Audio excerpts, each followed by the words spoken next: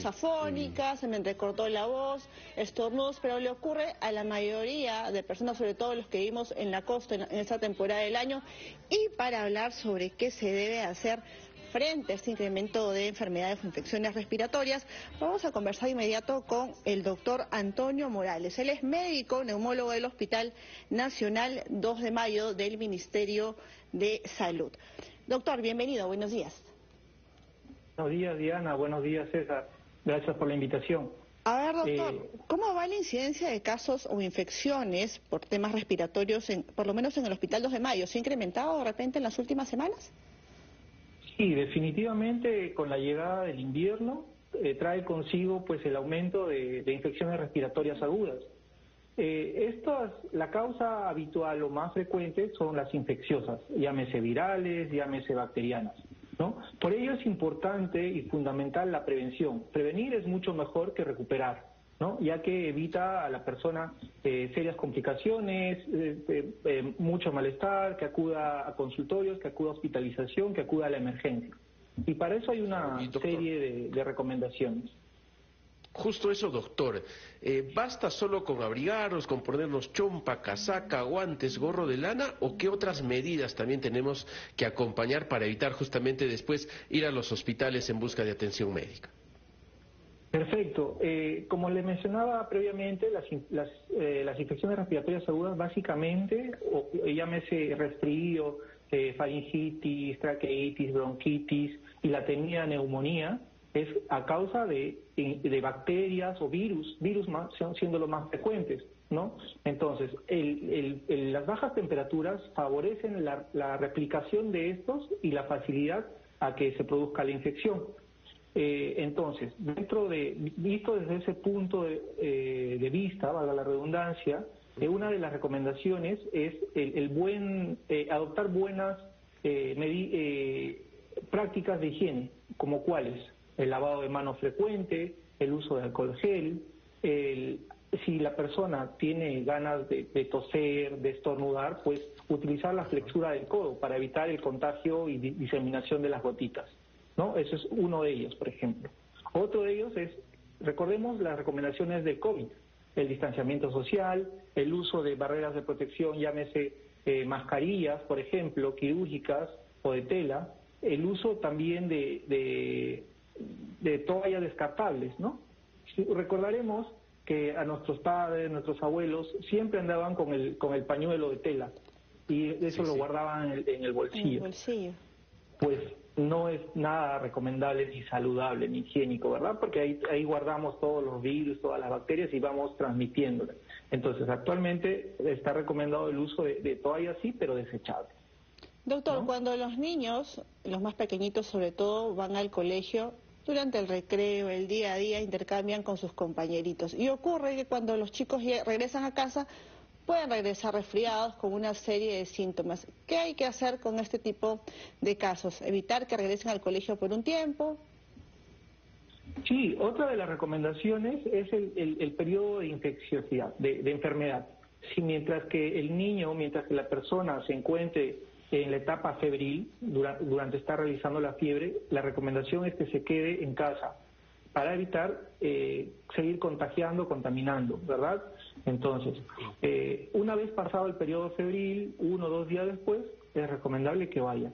Ahora, no solamente la fiebre es el problema, muchos niños, muchos adultos que tienen enfermedades crónicas respiratorias como el asma, por ejemplo, pueden verse descompensadas, pueden verse afectadas como tal. Ahora, doctor, usted decía que son dos cosas, o es un virus o es una bacteria.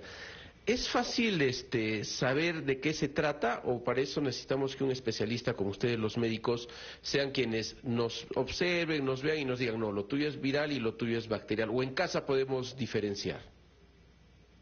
Perfecto, César. Bien, podemos sospechar en casa, ¿no? Básicamente, los virus habitualmente se manifiestan con congestión nasal, rinorrea, dolor faríngeo, malestar de cuerpo, fiebre, e inflamación faríngea, ¿no? Pero lo que hace la diferencia habitualmente es las lesiones, si se presentan ulcerativas o lesiones blanquecinas en faringe.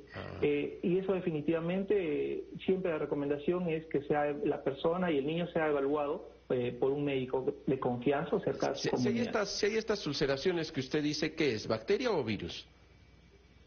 Sí, lo más probable es que sea bacterias, ¿no? Con lesiones blanquecinas, supurativas. Y las bacterias habitualmente presentan temperaturas mucho más altas, ¿no? Y doctor, ¿qué es más difícil de combatir? En sí, va a depender mucho del estado inmunológico del paciente, va a depender mucho de si ha recibido su calendario, si tiene el calendario de vacunación completas o no, por ejemplo, la influenza, por ejemplo, el neumococo, ¿no? Yendo directamente a su pregunta, el virus como tal, para una infección viral no tenemos, por decir así, un medicamento que detenga bruscamente la evolución de la enfermedad, el ciclo de vida del virus, más no así en las bacterias. Para las bacterias sí tenemos los antibióticos definitivamente, ya sea bacterias atípicas o bacterias comunes como el neumococo, sí podemos incidir directamente con antibióticos.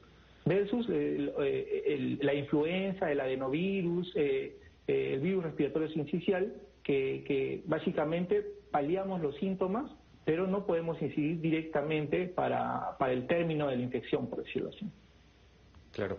Ahora, doctor, tenemos en casa, pongamos dos ejemplos, un bebé y también tenemos un abuelo. ¿Cuándo puedo sospechar que mi bebé o mi abuelito o mi abuelita están ya iniciando un proceso de neumonía?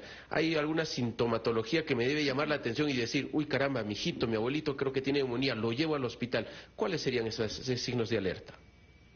Bien, definitivamente, previo al cortejo sintomatológico que ya les había comentado, el tema de la fiebre, el tema del malestar, si uno está sospechando de neumonía, tiene que tener en cuenta lo siguiente, ¿no? La frecuencia respiratoria. Si la frecuencia respiratoria está aumentada, la persona, el niño, el adulto mayor está respirando mucho más de 20 respiraciones por minuto, se está hundiendo las costillas, hay aleteo nasal, veo que su aspecto es distinto, como más cianótico, más azulado, por ejemplo, o también puede haber el trastorno del sensorio.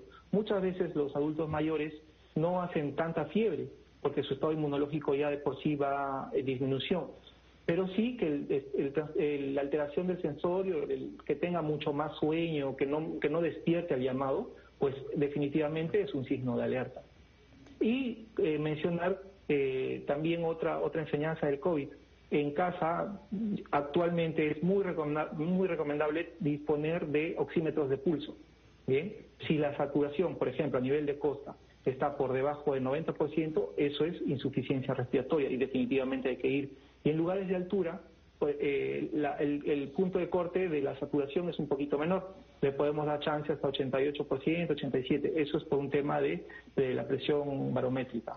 Nos quedamos, doctor, con las recomendaciones que ha dado con respecto al tiempo de COVID, ¿no? Lavarse la mano de manera constante y necesaria y además protegerse en caso de presentar síntomas. Doctor Antonio Morales, médico neumólogo del Hospital 2 de Mayo, gracias por estar en la rotativa del aire. Muchas gracias.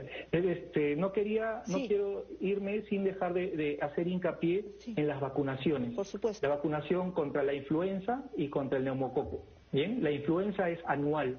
La recomendación es previo al inicio del invierno, por ejemplo, la campaña que se ha comenzado en mayo, ¿no? Y la influenza, aparte de la influenza, el neumococo sí le va a durar para toda la vida. Y eso sobre todo en niños menores de 5 años y en personas con factores de riesgo, mayores de 60 años, pacientes oncológicos, pacientes diabéticos, pacientes obesos, ellos, ¿bien?